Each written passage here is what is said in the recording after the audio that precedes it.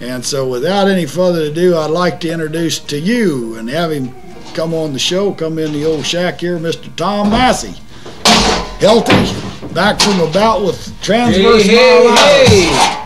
I brought the sluice box I found out on the porch. Good. I thought it'd be something good to show the viewers. I thought we could show them the riffles in this sluice box. Well, you be sure and set This is quite a sluice box. You be sure and set my sluice box back on the porch where you found it, and don't carry it off down there and put it in the trunk of your pickup truck or something. When well, I found it out there. Finders keepers. Yeah. Okay.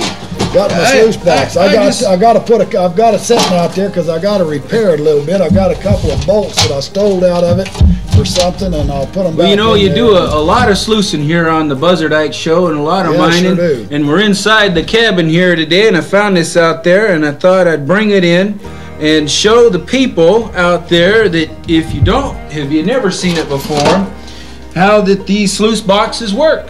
And if you take a look here real close, you'll see these riffles, and the water flows this way. And something that was real curious to me when I was younger, and I couldn't figure it out, and maybe there's some younger viewers out there, and this will dispel this and tell you how it works. These riffles are pointing with the water, and I always figured if a riffle's pointing with the water, how the heck is the gold going to get trapped in there? Because it's going to go and it's going to hit that riffle pointing right with the water and go right over the top. How come they're not pointed back the other way like they are in the gold pan?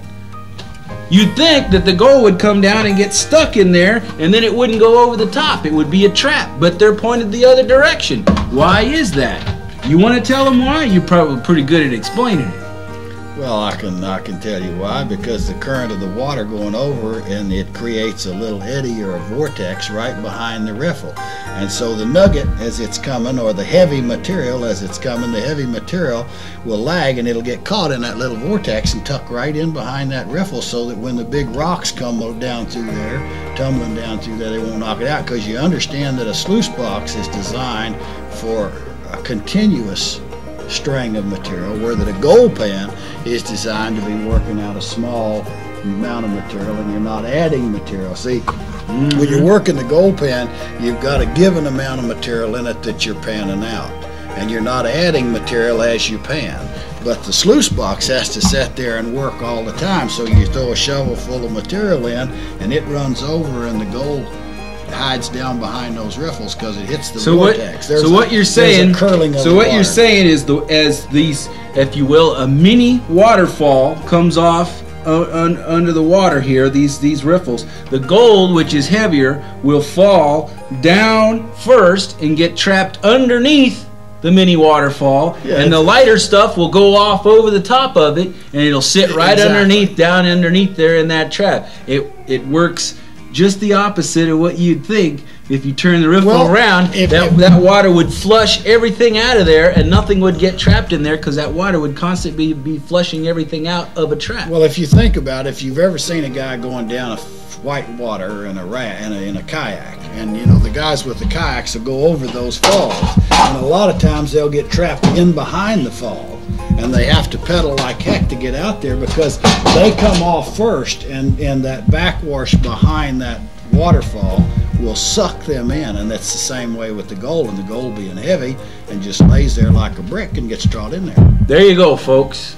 Explained it enough for you. If you don't know, if you're a youngster out there and you couldn't figure that out, maybe you're either more confused now than you ever were, but maybe you figured it out. Yep, maybe you did. And if you didn't figure it out, just take our word for it. It works. And I tell you, the best way is to get one and go out there in the stream and put it in there and use it. Take it up to your shovel, take it out there, and really, I'll tell you what, Tom. You know, the sluice box is a real inexpensive piece of equipment. You need a gold pan for sampling, and you sample here and here and here with the gold pan, and I talk about that all the time, about how I sample. When I find some gold, and when I find some indication, and we've talked on the show before about where the gold will be formed in, and then you set up your sluice box in the creek, and about a 1 inch per foot drop, and you can shovel into it all afternoon.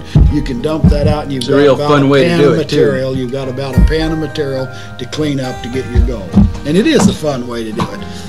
It's a real fun thing, and you get some good gold with just a sluice box. a lot of good gold with just a sluice box if you move the material through it.